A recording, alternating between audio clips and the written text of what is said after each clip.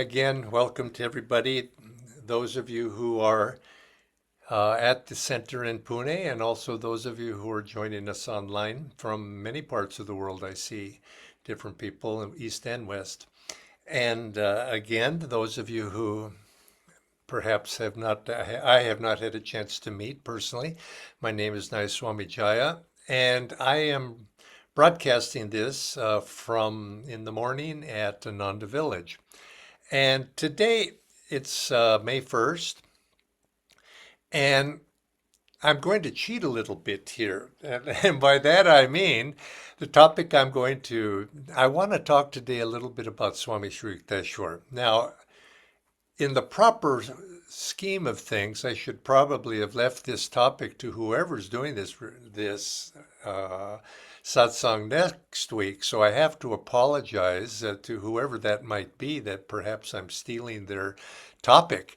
But I have been thinking about Swami Shri Yukteswar recently, and since we are close to his birthday, I thought I'd just sneak in a few words that I have to share about him and share them with you today. So I apologize again to whoever is on next week's schedule. I'm taking your topic.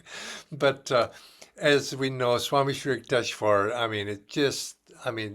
when I read the autobiography of a yogi, and I'm sure all of you have too, when I read the autobiography of a yogi, I would maybe ask you which person in the autobiography stands out. I mean, obviously it's an autobiography of Paramahansa Yogananda, and so obviously he's the central character, you could say, who's going through the experiences that he's relating. But of all the different people he speaks about, which one stands out in your mind? And I think if you're like me, it would be Swami Sri Yukteswar, his guru. Just absolutely a majestic figure. And I was when remember reading the autobiography of a yogi, I was so impressed by his presence in that book. It resonated with me. There was something very classic about Swami Shri Yukteswar, a lion-like figure that I just was so attracted to. And of course, I was attracted to Master very much so through him. It was through Master, but I could just imagine myself being in Swami Shri Yukteswar's presence. Whether I could have stood up to that or not, because he was certainly a taskmaster, but I think maybe it was something about that actually attracted me to him. I felt a sense of need for a taskmaster, perhaps even to discipline me a little bit. I was looking for that sternness of discipline on the spiritual path, and that was what you could say my soul was craving that a little bit. And I remember in those days I used to practice a little bit of martial arts, and I remember having a teacher that was very much a stern teacher like that, and I was very attracted to him. I wouldn't listen to many people, but I did listen to him, and because he had that commanding presence, that something like a Shri Yukteswar that you just automatically adhered to.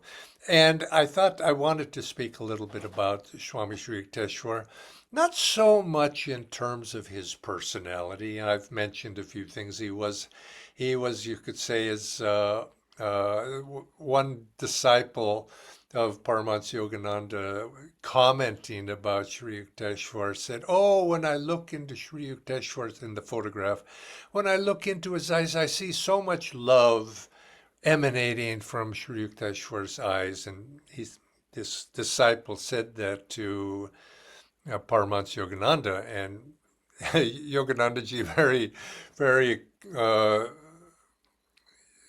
I don't know in what tone of voice, but it wasn't so much an agreeable tone of voice. He said there was no love in those eyes. Not to say that Swami Yukteswar didn't have great love, but his eyes radiated into a certain amount of discipline, wisdom, cosmic presence. He was not what you would classically think of as a warm, radiant, loving figure who would express that. Although underneath, I'm sure that was there as well, because he was a master.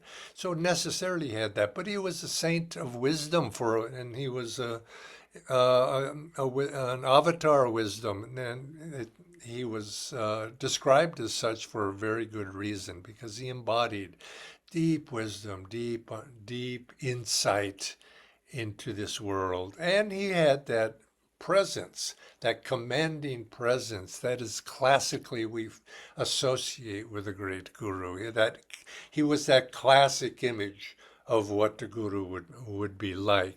And I'd like to share again, as I said, a little bit of Swami Shri Yukteswar's contribution to the path of self-realization as we have been transmitted to us and as we're trying to pass down to future generations.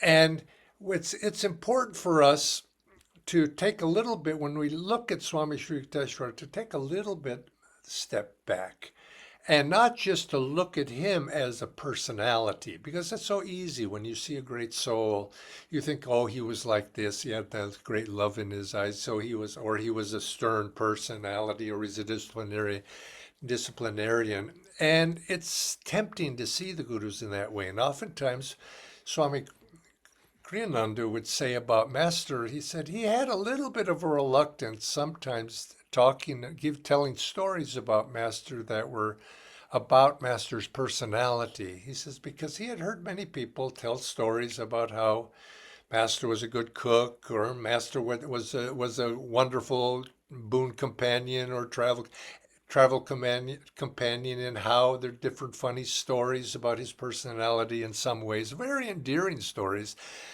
But Swami Kriyananda said that it would made him a little bit uncomfortable, because approaching a great master from the perspective of personality is sometimes tempting, but we miss the larger point, because a great master, a great avatar is not that. We cannot define a great master by his personality. Yes, they come into this world with a personality, and they have to express in this world. And somebody like Master had a very charming, he was a beautiful personality, and as did all the great masters. But that's not how you could say, take a step back and not really just identify them in terms of their personality. They are much more than that. And if we get too close, you could see we don't need. If you put a coin in front of your eye and you hold it right there, that's all you can see is that coin. We need to put the coin at a distance to get a better perspective. And so what we have is, in our own line of gurus, we have Babaji, Lahiri Mahashaya, we have Swami Shri Yukteswar, and we have Paramahansa Yogananda, this line of gurus in this age, you could say.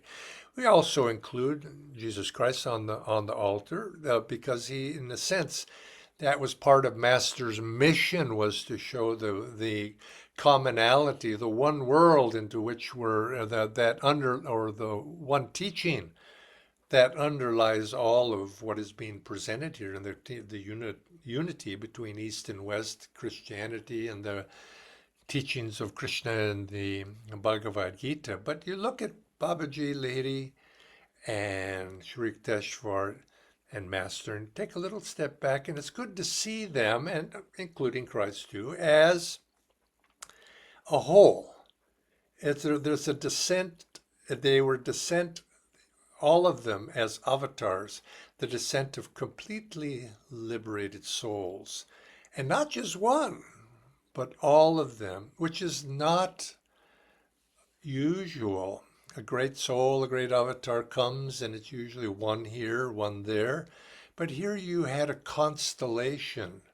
And so if you have a constellation of great souls such as that coming to fulfill a purpose, it must be a large purpose. It's not an accidental, and it so has to be, you could say it's a purposeful descent, purposeful incarnation of great souls. And so there must be a huge meaning to that.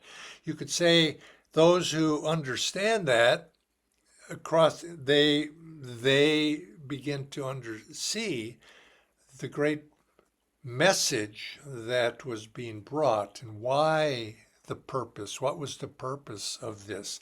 The masters appeared, they came to fulfill a large purpose in this particular age, and it was because we have, as society, entered into a new age. And it's not an unusual concept. We go through different ages of time. Even general historians would look back, oh, you have the Stone Age, you have the Bronze Age, you have the age of commerce, you have the age of certain philosophies. And so it is. The masters have appeared at this time for a specific purpose because we have entered into a new age. And whenever society, the world as a whole, enters into a new period of time, you could say, it's a new age, and a fresh spiritual understanding often accompanies those times of transition.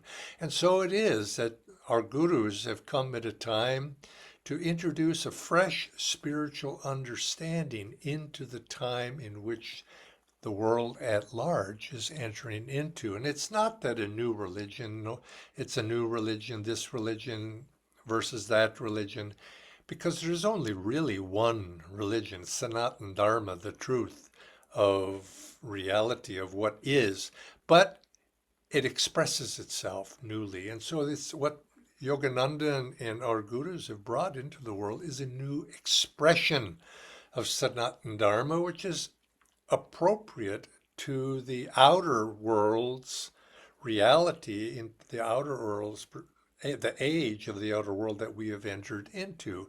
And every new age and every new time has its own philosophical understanding of reality and also its own special means by which individuals can actualize and make real those spiritual traditions within their own lives. They bring techniques.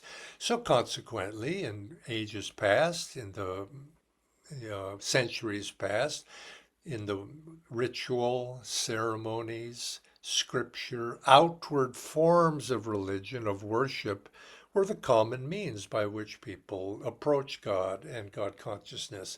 But we've now entered into an age in which this no longer is satisfying for people. People want something else, and you could say this is coinciding with the rise of science. Material science has risen to and is introduced a concept that's very, very important and is critical also for religion, although we don't always think of it that way. The desire for practical experience. People are no longer in this age satisfied simply with believing scripture. It's helpful, but something more is needed. Well, the book says that. The great prophets have said that. The masters have said that. The guru has said that. But is it true? How do I know it's true? And we need to be able to verify truth. You can trust in it, but how do I verify it? And that's through our own personal experience. And that's what's being brought into the world with the age of science, the demand for us to prove within our own individual experience what is true, what is not true, what is the basis of religion. It has to be able to be verified within ourselves. And so and techniques that allow us to do that, and a philosophical understanding around this also needs to accompany that. And this is what has been brought into the world through the line of masters that have incarnated in this time. And of course, if we read the teachings, and this is one of Swami Shri Yukteswar's contribution, is to give a philosophical understanding of the transition through which the world is going through right now. And so this fresh understanding, you could say that Lahiri, each of our masters have played a certain role. In Babaji, of course, beginning with him, to actually initiate this change, to perceive the necessity and to be the first to bring into the world. And as a living master for who knows how many centuries he has been in this body, he's guided. He said he has been his role to guide the spiritual unfoldment of spirituality in this age. And so he's the guiding light. And then he passed this on to Lahiri Mahashaya, initiated Lahiri Mahashaya to systematize the science of Kriya and the techniques of Kriya and systematize them into a transmissible structure and a transmissible teaching, and to revive also the original teachings, the deeper teachings of the Bhagavad Gita, because the Bhagavad Gita was composed, you could say, in a descending age of what he called Dwapara, but now the wheel of time has passed, and so that we are now in an upward flow of Dwapara. So consequently, the Gita itself is a scripture appropriate to this age. And so Lahiri Mahashaya introduced a deeper understanding of the Bhagavad Gita and began to teach that, and it was passed on by Swami Shri Yukteshwarji. But also he took the science of yoga, which is a broad science of techniques, and he's put them into a transmissible structure and teaching, and passed those on to his disciples, which continues to this day to be passed on through many different lines of the Kriya technique, the Kriya tradition, and particularly passed them on to his disciple, Swami Shri Yukteswar, and who was able to provide a philosophical overview of the descent of spirit through his holy science, so we can understand how did spirit descend into matter, and what is the individual soul's path toward liberation, not through a specific East or West technique or religion, but the soul's innate, all souls universally. What is that pathway through which all souls must travel to ultimately attain that state of religion? And so Swami Shri Yukteswar, being of philosophical temperament, an avatar of wisdom, he was able to describe this and give an overall philosophical framework for the spiritual evolution of mankind as a whole. And you could say he then passed this on to his disciple, Paramahansa Yogananda, who was the messenger chosen by Babaji and sent to Swami Shri Yukteswar for training and guided, he was guided, and Swami Shri Yukteswar trained by Lahiri. Paramahansa Yogananda was sent to Swami Shri Yukteswar for training, and it was to be his dharma to be the one to spread these teachings that are a teaching of this age of Dwapara to the world at large, and to be the instrument, an instrument to be able to bring about and usher in this change that mankind as a whole in society is undergoing right now. And so Master wrote his autobiography, and you could say he often said when he wrote his autobiography to introduce, you could say, this lineage to the world at large. He said one of his reasons for writing the autobiography or purposes behind it was he wanted through that book to introduce the teachings of his guru to the world. You could say everything that Master presented, it was not his ideas, it was not his techniques, it was something that had been passed down to him by his gurus. And he, as the faithful disciple, was transmitting them, but he was putting them into a language that was attuned to the modern world, into a form that modern world could accept. There was a story that once because Master basically took the pure ancient teachings, and he presented them in the way to the modern world. And some people who were very orthodox criticized Yogananda for that. He said that you're changing the teachings and you're dumbing them down to society as a whole, and the idea being these things must be kept secret and just reserved for the few. But Master, that wasn't Master's mission, and his mission was to bring these out to the world at large. And so that criticism came, and Swami Shri Yukteswar, when Paramahansa Yogananda went back to India in the mid 1930s, Shri Yukteswar mentioned it to Master that he was worried that he was disseminating it too widely and you could say uh, uh, in less than a pure form. And Master said, Sir, you are the goldsmith, refining the pure gold in purely. I am the jeweler. And in other words, taking that pure gold and making it through putting other elements into it, making it into beautiful jewelry. And when Swami Sri Yukteswar heard that explanation from Master, he says, "Ah, yes, now I understand." And so Master took these teachings, and then it was his job to bring them out into the world and show the unity, as the mission that Babaji had given to him was.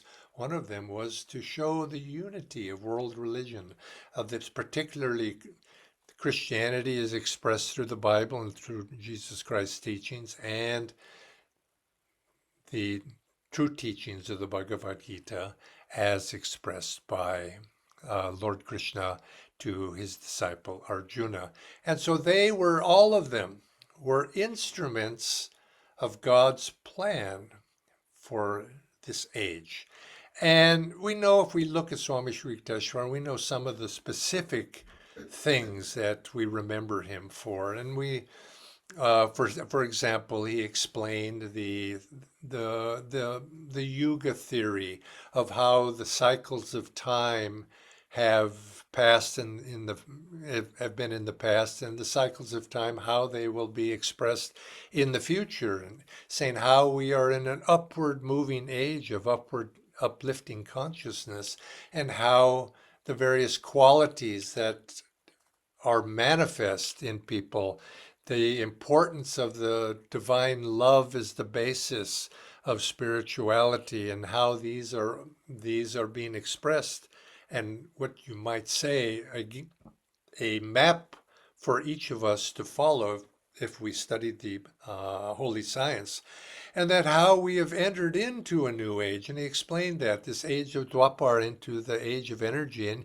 and gave us some clues as to what's on the horizon coming to us in the next few centuries. And he explained his interest. He had this personal interest from his own life of bringing the East and West together. He was a man who respected science, and the good side of science, of bringing out the ability to test for ourselves. And he wanted India to be uplifted through modern techniques of science, and to the efficiency of the West be brought into India, and at the same time, the spiritual efficiency of India be brought into the West, and how the two would unite and be able to bring about a better world in the centuries ahead. He also, Swami, some people don't realize that, but he established an organization in his lifetime.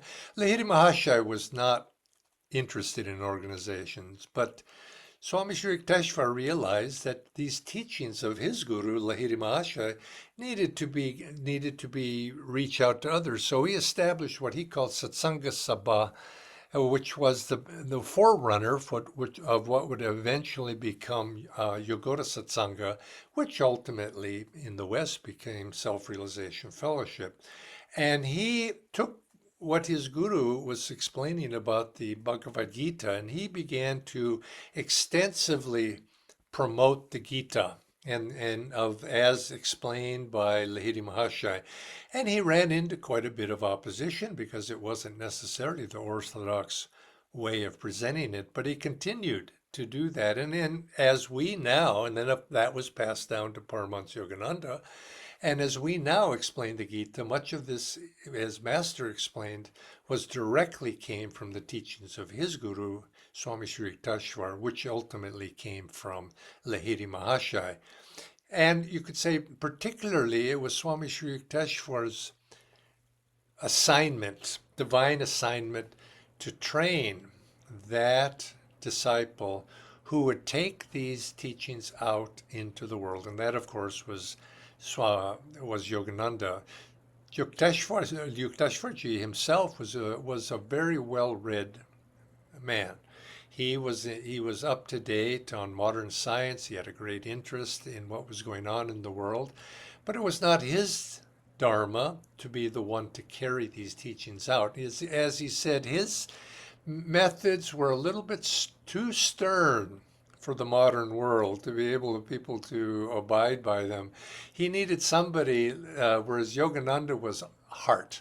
And a person of heart would take these teachings out and share them with the world.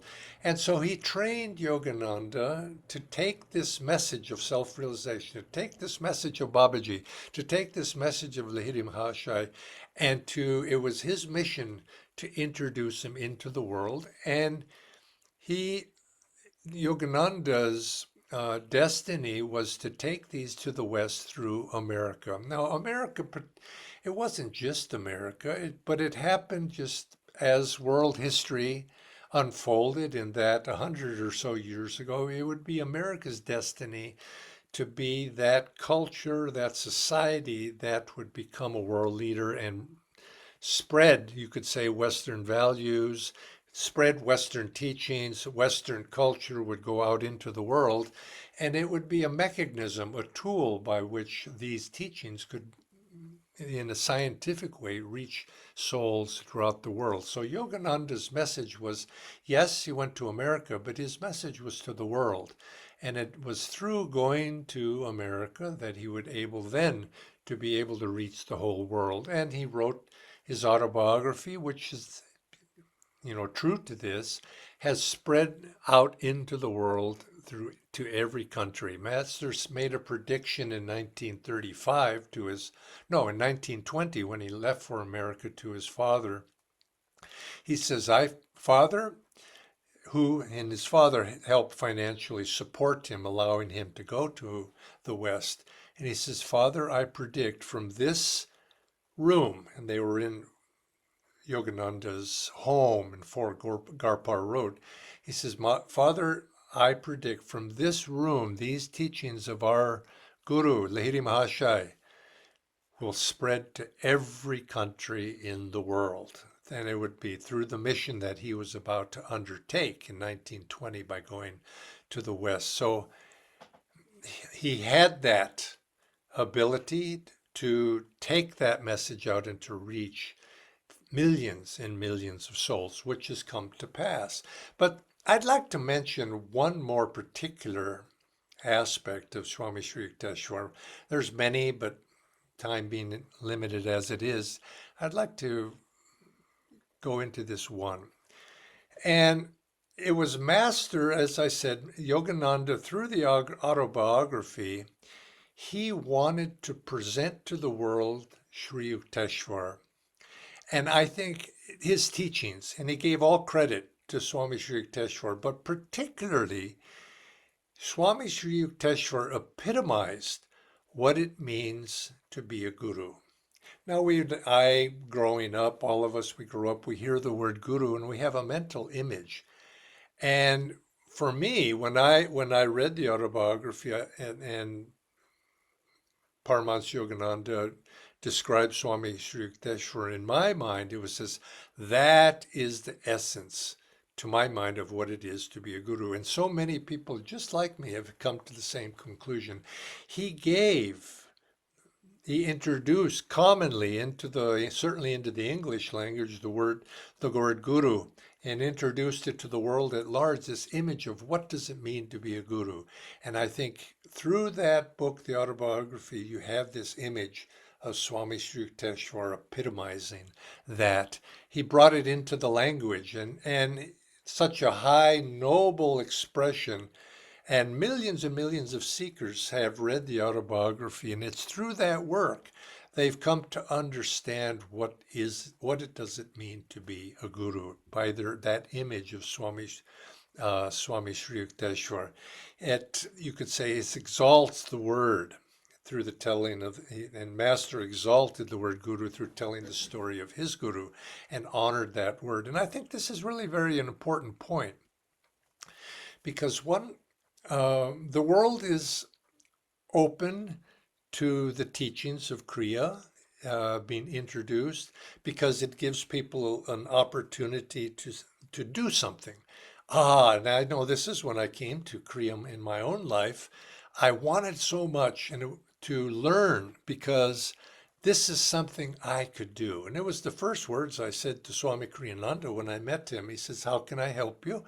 And he says, "I want to learn." I said, "I want to learn Kriya Yoga because it gave something into my hands that I could do. It wasn't just a matter of praying for something else to happen. I could take control of my life." It could say, now there's a little bit of egotism in that. I am going to find my way in, and I am going to do. And I think that is how many people approach this. It gives them a sense of ownership of my own spiritual evolution. Now, there's a little bit of egotism into that, as I say, self-will. And we have to, in order to be successful, take a step beyond that to be able to transcend that sense of ego to something higher. And of course, this, as we come to study the spiritual teachings, we come to study yoga, we realize that you could say the transmutation of individual egotism into something more is the essence of what yoga is all about. It's our key to being able to find freedom in order to go beyond the individual ego. But yet, to get started, we have to take that little ego and activate it. We have to make it strong. We have to purify it. We have to, you might say, shine it a little bit in order to be able to make it a gift that we can give away. And so consequently, this second half is not well understood, particularly in the West, tends to be very egoic. America particularly tends to be an egoic country, which has its positive side because there's energy behind that. Yes, I'm going to do this. I'm going to, which the devotee must do when they take up the spiritual path. I will act. I will do my very best. But guide thou my will and activity in everything I do. That side of the equation is sometimes missing. And so consequently, the world at large needs to have a more full understanding of what a guru really is and the need of every individual soul for a God realized guru. But there's the word guru sometimes is, sometimes, most often is misunderstood. We have our financial guru, we have our music guru, we have our hatha exercise guru, our physical guru. And the word is often used in these ways, which there's some truth to that, but that's not really what is being spoken of when we speak of a spiritual guru, a self-realized guru, a God-realized guru. And this is what Swami Shri Yukteswar, I think, gives us a model for. As Master said, and the necessity, as Master said in the beginning of the autobiography, the need for this guru-disciple, disciple-guru relationship and the transmittal and the cultivation of that is absolutely essential. This is a work in progress for society as a whole. Most people don't fully understand that necessity, and most people don't honor that to that depth in a devotional way that really is necessary for us to be able to transcend that ego. This is something that you could say is the spiritual task for modern mankind, for modern disciples, modern devotees, is to come to truly understand this disciple-guru relationship. But in order for us to understand that, we need models. And this is what the relationship between Paramahansa Yogananda and his guru, Swami Shri Yukteswar, was so beautifully demonstrated. And of course, in my own life, I met Swami Kriyananda, and Swamiji, this was the core of what he taught as well. And Swamiji once said when he said, if when I die, I would like to be remembered in this way. People would remember me as a good disciple. That is the essence of what his ambition as a disciple was, to be a good disciple. And I think what that means is something that all of us in this work of self-realization, all of us as disciples of Yogananda, this is something we too have to internalize. What does that really mean to be a good disciple? What can I, to a loyal disciple, how can I be an instrument for my guru, and the necessity for that, for our own self-realization, for our own quest for spiritual freedom. And this is, I think, the central message that is a work in progress for society as a whole, because many people distrust, they distrust the word guru. They don't want to put why should I put my spiritual life in the hands of anybody? I, through my own efforts, need to ascend that mountain of self-realization. And to a limited degree, that's good. That's a good ambition. It's a good ambition. But we all eventually come to the point in our spiritual life when we realize that something more is needed. We need the help of a self-realized guru, and this is essential. And so consequently, we need, if that's the case, we need to have models of what that is. And of course, all of the masters of our path can be those models, and each of us feel perhaps individually attracted to one or the other. But for me, it was reading the autobiography and seeing Swami Shri Yukteswar and what that meant. And then I challenged myself, could I be a good disciple the way Master was in that? And then, of course, in my own life, I've had the opportunity to know Swami Kriyananda and to use him as my model as well. And so consequently, I think Master said, as I said, he wrote the autobiography to make the teachings of his guru known worldwide, but it was also to make Sri Yukteswar known as an example of what a true guru really is. And it was in that spirit, you could say, that also Swami Kriyananda taught to make his master's teachings, Paramahansa Yogananda's teachings, better known. And I suspect this probably true was the spirit of Swami Sri Yukteswar, to make the teachings of his guru better known. And similarly, Lahiri Mahashaya was to make the teachings and the instructions of his guru, Mahavatar Babaji, better known. And this is the teachings of all of us as individuals, is make these teachings that have been handed down to us, make them better known to others, and become an instrument of that. And that disciple-guru relationship, the necessity for each of us to act in this world as good disciples and to honor the tradition through which these teachings have come down to us, and to act in that spirit. And as we do, if we act in that spirit flows through us.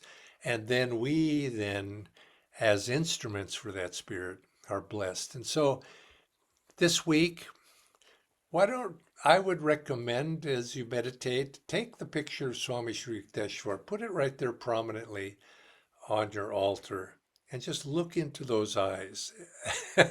See the deep wisdom there, and try to feel. Pray to pray to the Swami Sri Yukteswar. Infuse me, Master, with a deeper understanding. How can I better serve you? How can I better serve my guru? How can I better serve this path of self-realization? How can I be an instrument of this message?